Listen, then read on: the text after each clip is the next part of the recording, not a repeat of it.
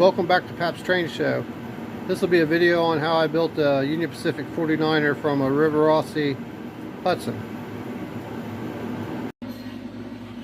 Hi everybody. This is the Union Pacific 49er that I started building. I'm building it from a River Streamline Hudson. Just parts. I didn't take one apart. I just have a bunch of parts. Chassis, shell, all that. Basically what I did, started out, I took all the details, sanded them smooth on both sides, give it a smooth look, and then I had to cut the boiler back about 1/8 an inch, maybe a little bit more. That way it would bring my nose in closer instead of sticking way out. And I made the nose, basically started out with some styrene, made a basic shape with some styrene and glued it all in, and then started using an auto body filler, the Bondo, to kind of give me the slope and the roundness to it all. And then I added this vent out of a old diesel locomotive shell I had. I cut it out and bend it and put it in place, and added a styrene strip going down. It's got a little curve to it, kind of give it that raised look there in the center. And then so it's all smoothed down body filler. So, and then the chassis I'm using is just an old square motor chassis out of a Hudson. So I may eventually change that to a can motor of some kind. I haven't quite decided yet. This one runs, but we'll see. I've been wanting to do a can motor upgrade on some and see if I can't find a nice can motor. So we still got a lot of work to do. A little more work to the nose. Then we got to do side skirts, rework the window area right in there, rework that area, change out the trailing truck to Pacific style. And I got the truck, the screw, and the spring for that, and a few other things. So I try to make it like all my other ones I did, kind of base them like if River would have made it, this would be how they would have done it. This is how they did a lot of their streamline locomotives. They just used the Hudson as the starting point. Added different noses and side skirts and all that. They're basically all the same locomotive. Like the John Wilkes is a Hudson with the different nose cone and side skirts and all that. And all they did was change out to a Pacific trailing truck instead of the Hudson style. Because the regular 462 Pacific is about a 1/4 inch shorter than the Hudson. So it has a shorter frame, shorter shell. And I found out that these streamline shells are pretty easy to work with. They don't have so much detail on them, you know, when you're building streamline locomotives. You kind of shave them down or whatever you need to. So, but like I said, I had to cut a little bit off the front here. That way my nose cone, originally when I put it on without cutting it off, and it stuck way out. It looked funny. So I had to cut it off, cut the shell back a bit, and then reattach it and get it about in the right place it needed to be. So I'm going to do some more work on it, and I'll show you the progress as we go. Alright everybody, here is the template for the skirting. I just made it out of a piece of cardstock, and I had to pretty much freehand cut this out and get it to the shape and everything that I wanted. And then we'll take it over and cut one out of styrene. And this one, I've already cut one out.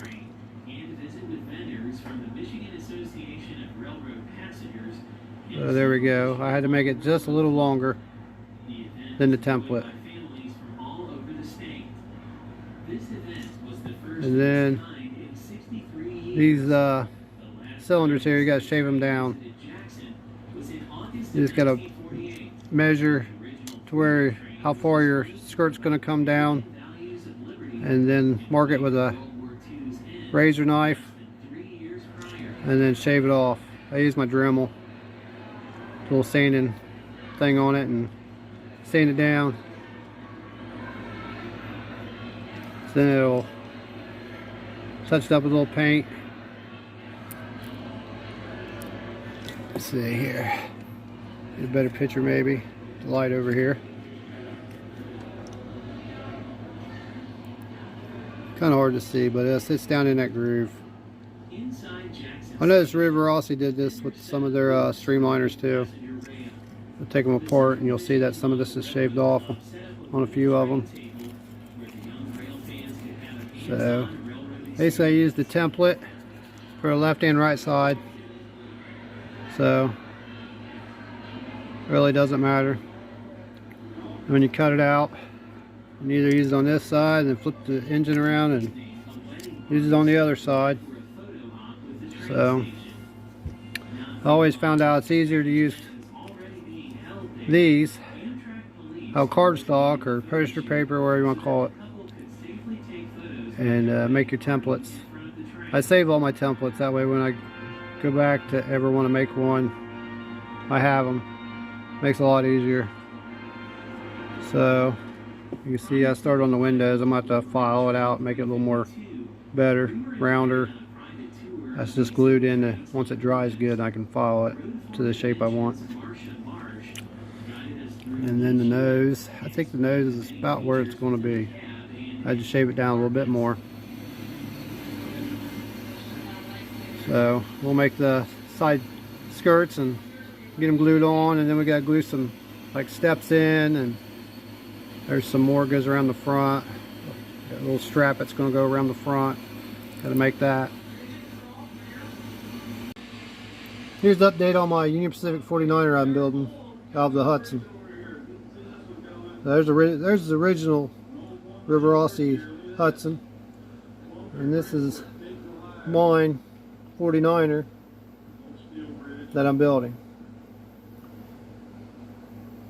So I got the nose done, skirts on, pretty much mostly done, except for I got to put a headlight in. I got to drill a hole out and get it set up for a headlight. We got styrene strip going all the way around the bottom here on both sides, give it that little bit of a raised look. And then we got the steps all put in, and then the bottom of the nose shaped. Added a piece of styrene to the very bottom there. Got the vent in there, so I got to put the headlight in there somewhere. And then the other side.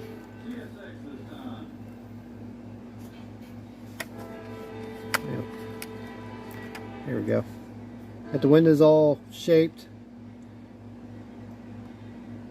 So that's on there pretty good. Let's take the shell off. There's this body filler up in the front there. I use that to shape it. Adds a little bit of weight to it too. Not much. Once you put the weight back in, it's pretty level, pretty good. That Bondo's not really that heavy. Some people might think that'd be real heavy, but it's not. It's lightweight. Plastic body filler. So it really doesn't cause the weight issue or nothing.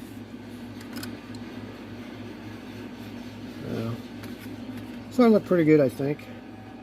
Like I said, I'm gonna put the headlight in, and then we'll primer it. Probably do let it dry overnight, sand it. Try to get some of the scratches or any imperfections filled in with primer. Probably do 2-3 coats of primer. And sand in between each coat pretty good. Try to get it smoothed out as good as we can. And then we'll start the painting process. I gotta figure out what colors to use. Hopefully I got some, I ain't gotta go buy any.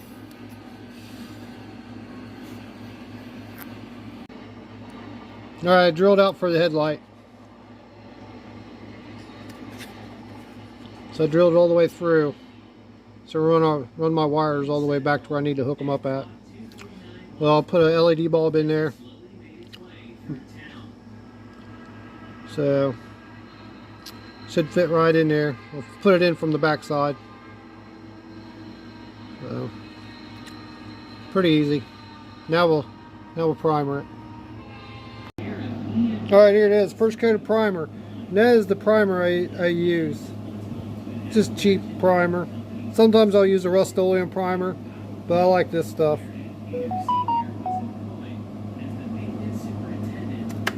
On this little spool so I can spin it around.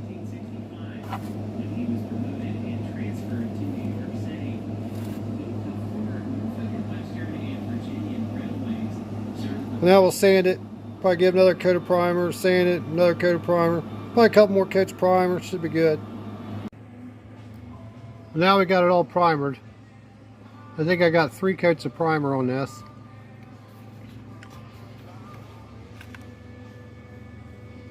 It turned out pretty smooth.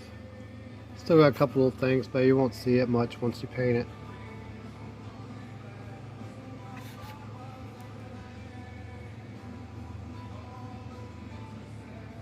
So there's 3 coats of primer, sand in between each coat. And then the tender shell I got all primered. Paint it along with it. And I got my colors picked out for it. So we'll probably start painting it. And then I'll have to find some decals. Hopefully I've got some decals. I've got tons of Union Pacific decals, and there should be at least something in there I can use. If not, I'll have to find something. But we'll get as close as we can.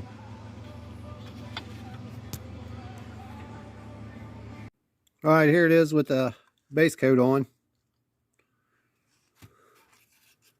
Did about 6 coats of that on there.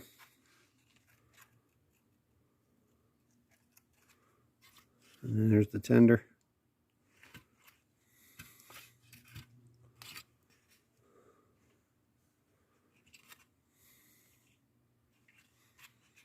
So now I'll do the yellow, I think. Let's start taping it off. Spray the yellow. Alright, we got the yellow all done. Now we got to do the red. There'll be some red down through here, and then a red stripe down the side of the tender. So we got to tape it off and do that. Get the front nose painted yellow, and then we'll have to do some like silver. I think there's some silver that goes around here.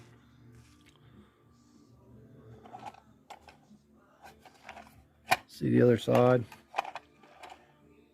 They even painted the cold tender black. So all we gotta do is the red now.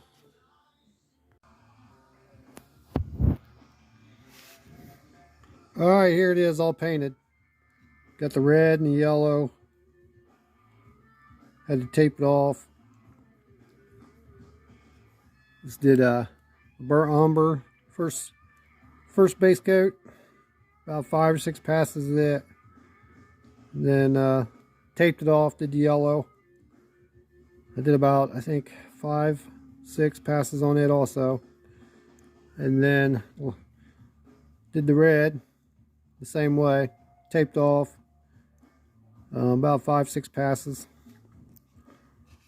Same with the locomotive. I had to go back and touch up some of the edges with a little brush.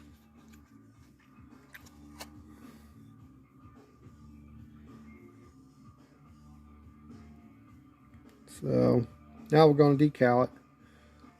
But I did let it dry in between each color overnight before I taped off for the other color. And then I've put a light coat of clear, matte clear Rust-Oleum over top this and let it dry all night. And now we're going to start decaling.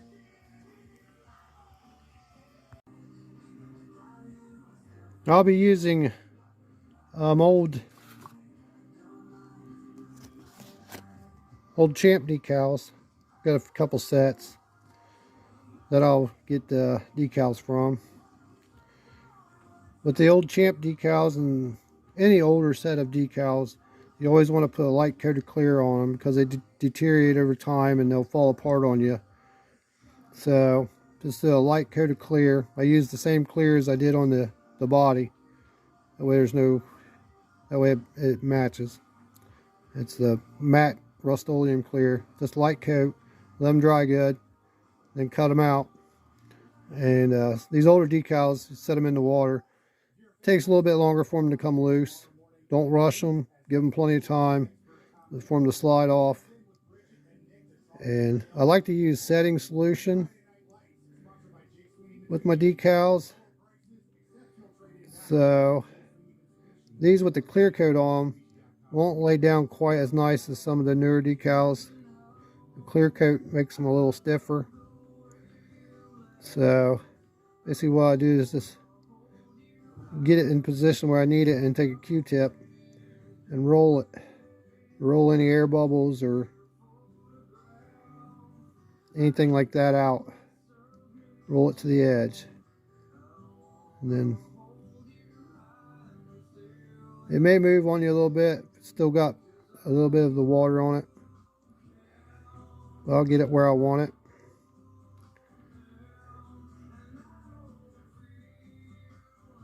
Just roll it out. Try to get it as laid down the best you can. Now if you got brand new decals like microscale or something, you don't have to clear them usually. They'll lay down really great with either one of the solutions. So probably what I'll do is get this laid down a little bit, let it dry for a few minutes, and then I'll take my Q-tip and get some setting solution and kind of roll it across the top of it, kind of soften it just a little bit. But with the clear coat over it, it won't soften it very much. Not like a new decal. But I use a lot of older decals when I'm building some locomotives, just because you can get such a good variety.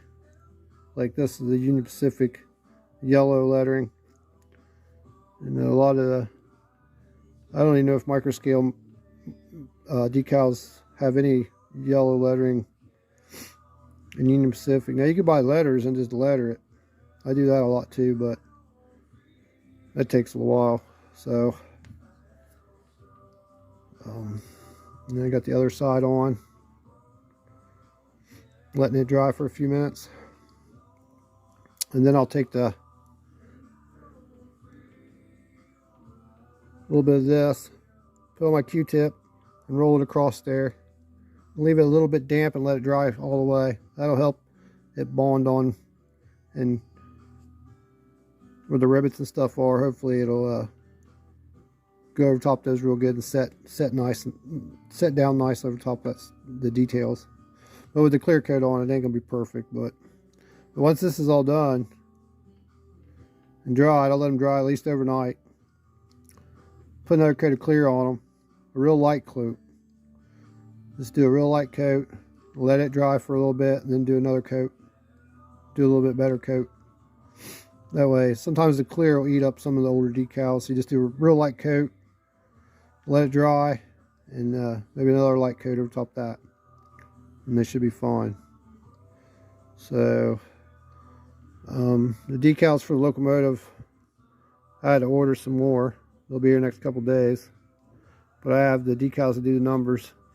I had to order the Union Pacific badges, the overland badges that go on the side and one on the front. But the only decals this is going to get is Union Pacific on both sides of the tender, road number on both sides of the cab, and then the 3 badges. And then I think there's some yellow stripes on the front of the nose here. I'm going to try to do those with yellow stripe decals, but if they don't turn out very good, then I may just free hand brush them on with a little brush. Alright, here's the 49er all painted and decaled. So that's the last step to to this is to put a final clear coat on it. And what I'll do is put a light coat on, real light coat, let it dry for a bit, and then put another coat over top of that. Because some of these older decals with a clear coat might eat them just a little bit, so just dust it with a light coat and let it dry a little bit. It dries fairly quick. I got a hair dryer over there, I'll speed it up. I use the dry in between steps a little bit, and then I'll put another good coat of clear on it. But the badges, the numbering, the lettering is all Champ decals, which I clear coat before I use them. Light coat clear over the old decals before you use them. That way they don't fall apart when you soak them in the water. And then the stripes decals that I used are K4 decals out of Dayton, Ohio. They make some nice decals. Some really good decals. And I could have used like letters, yellow letters, and pieced this together, but I was just being lazy. The Champ decals are the only ones I could find at the time with the yellow numbers, yellow letters. But I use Circus City decals out of Wisconsin a lot. He probably makes best decals I ever used. K4 decals are really awesome too, and microscales, newer ones, are pretty good too. I've not had a problem with the newer ones, except for some of their stripes. They'll fall apart on you a little bit. That's probably because they're old. But for good quality decals, K4 and Circus City I think are the best that I've used. Circus City has just about decal set for anything you think of, and K4 I believe has a lot of decals too. I'm not sure, I haven't looked at all of his. But so now we'll clear coat this, let it dry overnight, and start assembly. So we got to do the handrails and then the railing up here, some rails on the sides of the tender, back of the locomotive rails. I probably got some, if not I'll make some. Pretty simple. And then get a chassis together. So I originally was going to use this chassis, but if I remember right, to put the Pacific rear pilot on, you can't use the square motor chassis, the old square motors. You have to use the little bit newer one with the round motor in it. There's something about this screw, they're just a little bit different, but I'll show that here soon when I get ready to put it back together. Here's the chassis we'll be using. River Rossi Red Box style chassis. I've got to take it apart and clean it and oil it. See, I changed out the rear truck on it. And then we've got the tender all finished. The handrails made for it. I got all the wheels and pickups all nice and clean. It's got Katy coupler mounted to the back.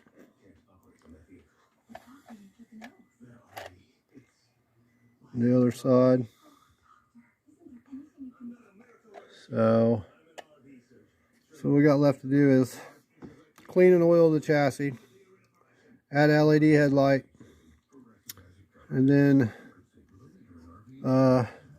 do the handrail crossed here on both sides, and put it back together. And I think that's about it. So,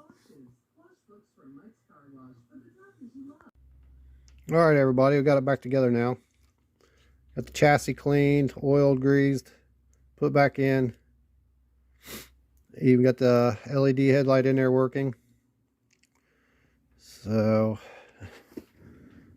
and then I had to make a lens for the front where the light was, wait for it to dry. I just use, let's see the stuff I got right here.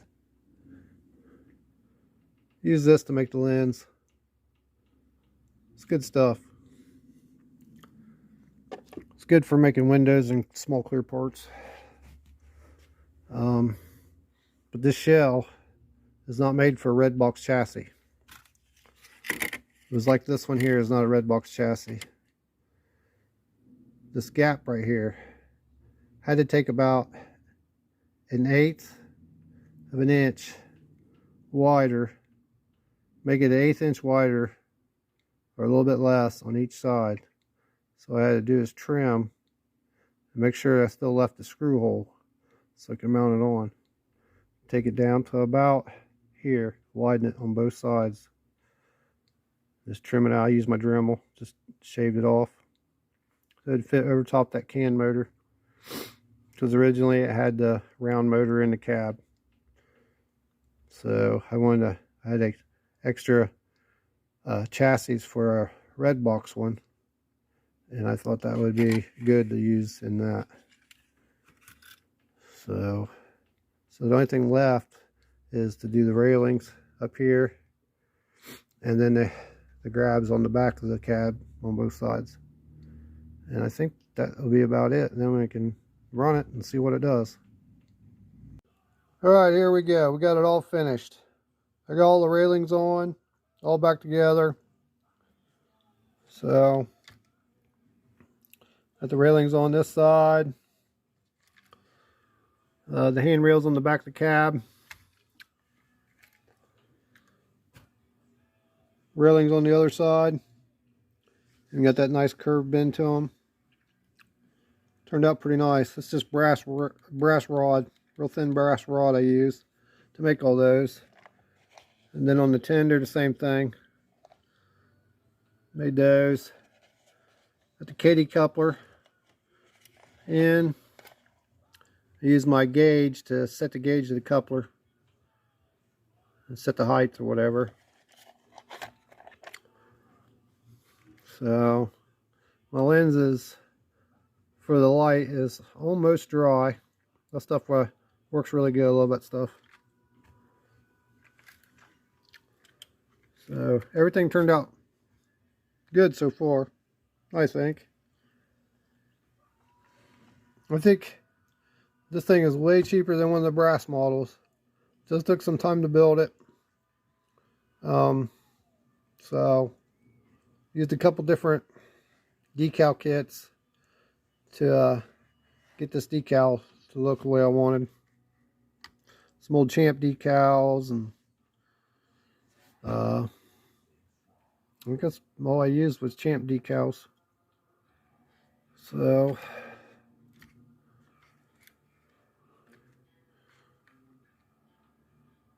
pretty nice. Now we'll go run it. Put it on the track and see how it does. Alright, here we go. It's running. Look at that headlight in it.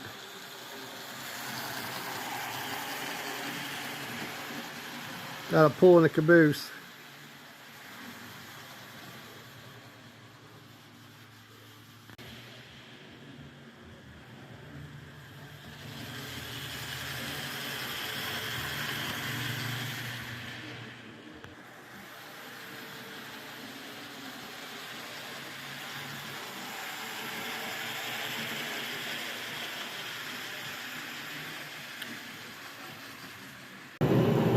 Well, I hope you all enjoyed this video on how I built a River Rossi 49er. Just built it from just a streamlined River Rossi Hudson, a lot of modifications. Red box chassis under it, and seemed like it turned out pretty good, and it runs pretty good. So let's take another quick look at it. There it is.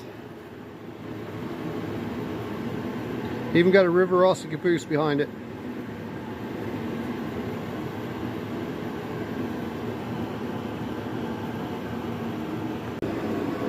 Well, I hope you all enjoyed this video on the River Rossi 49er.